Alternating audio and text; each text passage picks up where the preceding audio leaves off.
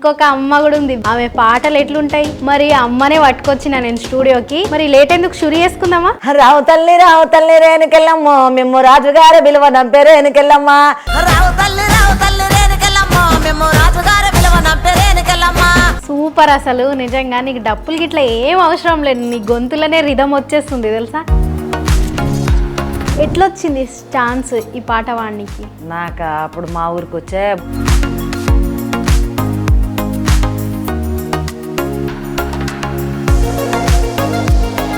ఉమామహేశ్వర శంకర నీకు సమానమేరో లేరురా. హర హర హర శంకర ఓం జటాధర ఓం గంగాధర. నువ్వు ఇట్లా వాడితే ఏ దేవుడైనా లేచి కూర్చుంటారు. అట్లనే మీరు కోలాటం కూడా బాగానే ఆడతారని విన్నా.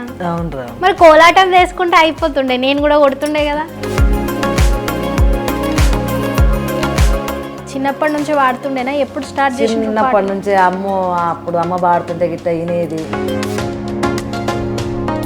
చిన్నప్పటి నుంచి వాడుతున్నావమ్మా, కానీ ఈ వయసులో మీకు ఛాన్స్ వచ్చింది కదా, ఎట్లా అనిపిస్తుంది అసలు? అనుకునేదాన్ని నేను అంత మంచిగా పాడుతుందని అంటారు మా చుట్టుపక్కల మొత్తం, వాయిస్ బాగుంది అంటారు, నాకు ఎందుకు ఈ అవకాశం రావట్లేదు.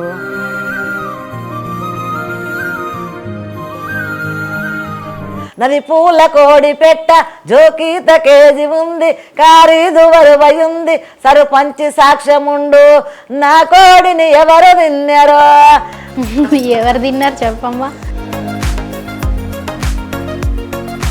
మంగ్లీతో కలిసి పాట పాడిండ్రు, ఎట్లా అనిపించింది? తను ఎట్లా రిసీవ్ చేసుకుంది మిమ్మల్ని?